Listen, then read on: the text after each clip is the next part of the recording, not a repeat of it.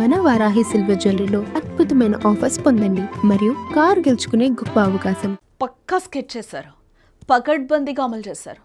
కోట్ల విలువైన బంగారాన్ని కళ్ల ముందే ఊడ్చేశారు. ఒంటిపై పోలీస్ టీషర్టు, చేతిలో తుపాకీ, వంట తెచ్చిన బేడీలు. చూస్తుంటే అచ్చం సినిమా సీన్లా ఉంది కానీ ఇది పక్కా రియాలిటీ. శ్రీకాకుళం జిల్లా కాశీబుగ్గలో పట్టపగలే జరిగిన ఈ దోపిడీ ఇప్పుడు రాష్ట్ర వ్యాప్తంగా సంచలనం రేపుతోందని కూడా మనం చెప్పుకోవాలి. పోలీసులని నమ్మించి యజమానినే బంధించేసి కిలోన్నరకు పైగా బంగారాన్ని ఎత్తుకెళ్లిన ఆ కేడిల గుట్టిప్పుడు రచ్చకెక్కుతోంది.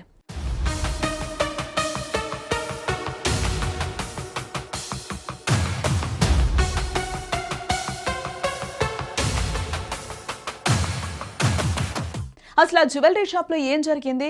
కేవలం 12 నిమిషాల్లోనే ఆ ముఠా అంతటి భారీ దోపిడీని ఎలా పూర్తి చేసింది?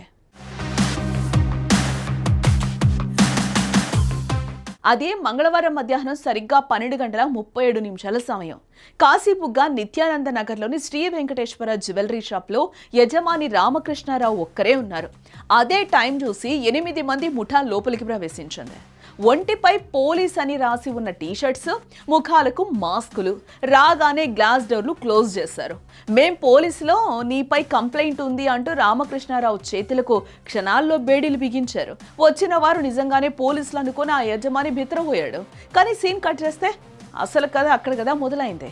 యజమాని రామకృష్ణారావు తేరుకునే లోపు దుండగులు తమ అసలు స్వరూపాన్ని బయటపెట్టారు.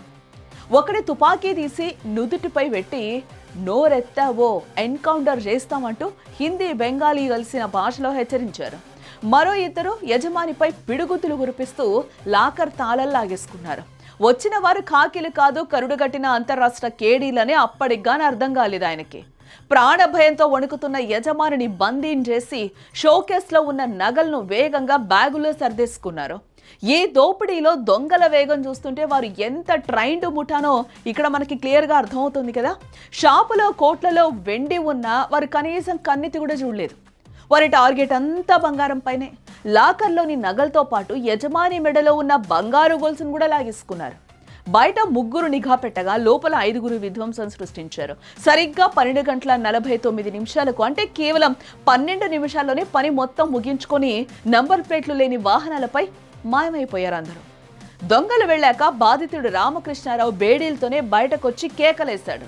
అది చూసిన చుట్టుపక్కల వాళ్ళంతా పోలీసులు అరెస్టు చేశారేమో అనుకుని భయపడ్డారు. ఒక్కసారిగా వారికి తెలియదు కదా లోపల ఏం జరిగింది అన్న విషయం. కానీ ఆయన దీన స్థితిని చూసి అసలు విషయం గ్రహించిన స్థానికులు ఆ బేడీలు తీయడానికి ప్రయత్నించారు. ఆ టైంలో రంపంతో కోసి తెగని ఆ బేడీలను చివరకు పోలీసులు ఎలక్ట్రిక్ కట్టర్తో తెంపించి తొలగించారంటే ఆ ముఠా ఎంత ప్రిపేర్డ్గా వచ్చిందో ఇక్కడ మనకి క్లియర్గా అర్థం చేసుకోవచ్చు. ప్రస్తుతం కాశీబుగ్గ పోలీసులు సీసీటీవీ ఫుటేజ్ల ఆధారంగా గాలింపతే చేపట్టడం జరిగింది. దొంగల్లో 4 జాతీయ రహదారి వైపు వెళ్లగా మిగిలిన వారు గల్లీల గుండా పరారయ్యారంట.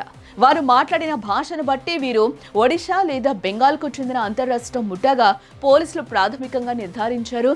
ఇప్పటికే 4 ప్రత్యేక బృందాలు సరిహద్దులను జల్లెడబడుతూ ఉన్నాయి. పట్టపగలే జరిగిన ఈ సాహసోపేత దోపిడీ ఇప్పుడు పలాస, కాశీబుగ్గ ప్రాంతాల్లో భయాందోళన సృష్టిస్తోంది. ఈ కేడీల ఆట ఎప్పుడు కడతేరుతుందో వేచి చూడాలి.